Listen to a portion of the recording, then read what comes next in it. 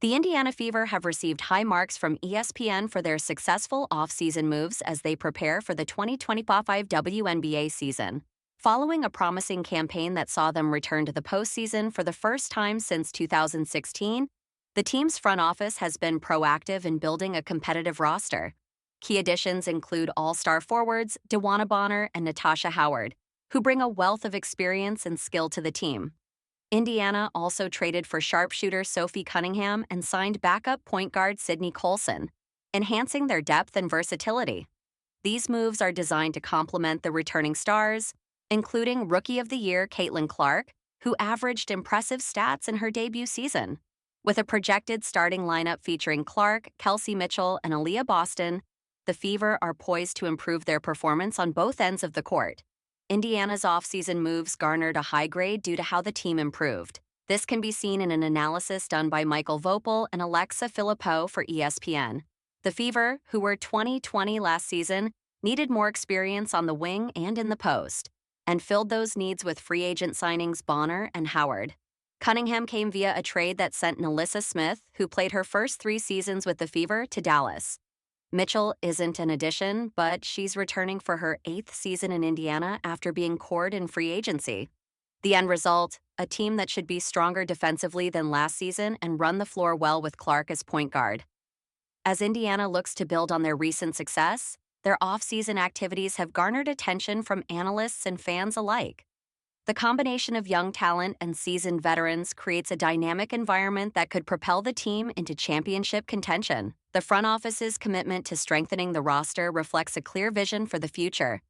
Indiana's offseason has set a positive tone for the upcoming season.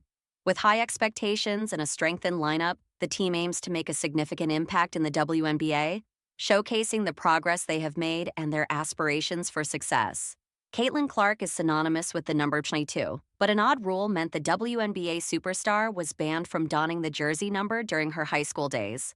Clark departed college as the all-time leading scorer in NCAA history. The number 1 overall pick in the 2024 WNBA draft, Clark dominated on the court and finished her debut season as the WNBA Rookie of the Year, having posting 19.2 points, 5.7 rebounds, and a league-leading 8.4 assists per game while setting a number of records, including the single-game assist record, 19. Clark led the Indiana Fever to their first playoff berth since 2016 and is leading a women's sporting revolution. She is linked to the number 22 after starring for Iowa and dominating as a rookie in the pros with the number emblazoned on her back. Why number 22? Clark admitted she is honestly not a very creative person when it comes to the jersey number. She was born on Jan. 22, 2002, and from the age of 5, the 23-year-old has stuck with her birthday-inspired number. Remarkably, Clark was actually denied the number 22 during her 4 years at Downing Catholic High School. Instead, she made a name for herself around the circuit wearing a different number. Downing Catholic prevented players from wearing even numbers, so Clark was forced to have her familiar digits to sport the number 11 throughout her high school days. However, she continued to wear number 22, starring for the Iowa Attack AAU program. And remarkable performances saw Clark surge to number 4 in ESPN's class of 2020 recruiting rankings. After choosing to join the Hawkeyes, Clark took the number 22 jersey that has a history in Iowa. Kathleen Doyle, who graduated ahead of Clark's freshman season, averaged 18 points and 6 assists as a senior and led Iowa to its first Elite Eight since 1993. While Samantha Logic was picked 10th in the WNBA draft. But Clark quickly surpassed them all. She shattered the all-time NCAA men's and women's scoring record, leading the Hawkeyes to back-to-back national championship appearances, while she became the only player in NCAA Division I men's or women's basketball history to lead her conference in scoring and assists in 4 consecutive seasons. As a result, Iowa retired her iconic number 22 jersey. Words cannot express my love for my teammates, coaches, and fans, and our university, Clark wrote on social media as her jersey was retired on February 2.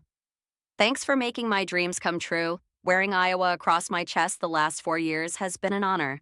This place will always be home. The Indiana Fever bolstered their 2025 roster in a major way this offseason. Perhaps the biggest move they made was signing longtime WNBA star DeWanna Bonner in free agency. which addresses a positional need for the Fever while also bringing a two-time WNBA champion and veteran leader into their locker room. In the wake of Bonner's signing, she made an X post that wrote, "Y'all, I don't get on here often, BC. This app is insanely too much sometimes. I just want to say thank you. Thank you for all the love I've received so far. Def not unnoticed. The love is real. Thank you." The Indiana Fever had a great offseason and free agency. After bringing back Kelsey Mitchell, they were also able to land players such as DeWanna Bonner, Natasha Howard, Sydney Colson, and Brianna Turner in free agency, as well as Sophie Cunningham and Jaylen Brown via trade. While the Fever lost some key players like Nalissa Smith and Katie Lou Samuelson in the process, there's no denying that they have drastically improved their roster around their core of Caitlin Clark and Aaliyah Boston.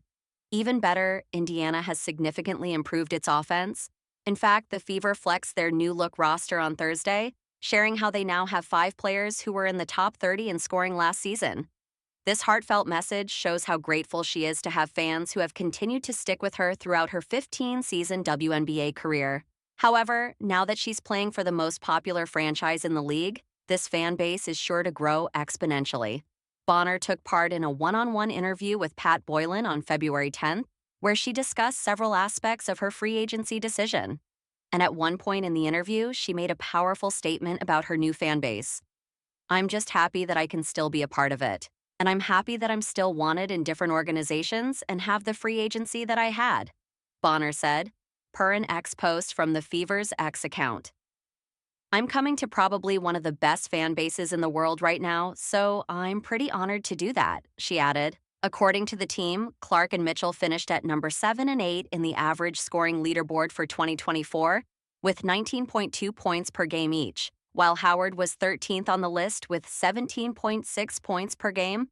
DeWanna Bonner, 15.0 points, and Aaliyah Boston, 14.0 points, were 22nd and 28th, respectively. Sure enough, it got fans buzzing, with many pointing out how lethal Caitlin Clark and company can be in the 2025 season.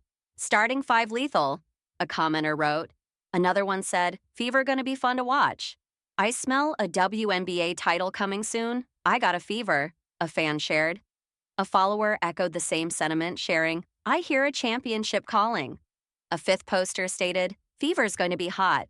Starting 5 all being in top 30 is wicked work also. This team is going to be great defensively," a social media user shared.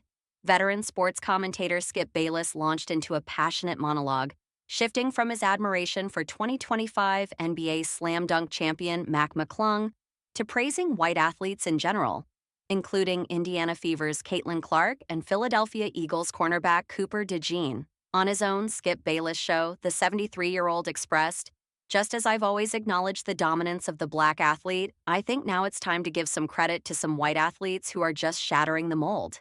He began with McClung, asserting that the little white guy isn't getting nearly the respect he deserves. The Orlando Magic G League player has bagged 3 consecutive dunk contest titles. Mac McClung can skywalk, he can power slam, he has Jordan-esque hang time, Bayless elaborated.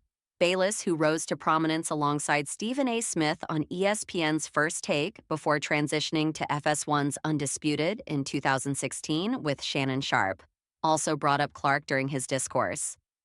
"I just never thought I'd see the day that a Caitlin Clark would become the hottest thing in women's pro basketball," he remarked.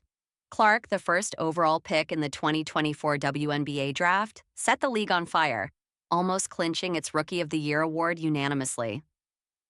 "I never thought I'd see another Sunday that a white guy would start at cornerback in the National Football League, let alone start cornerback," Bayless continued.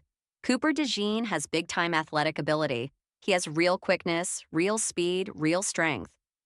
You wonder if Cooper DeJean was ever socialized by parents or coaches to believe, white kids don't ever play that position.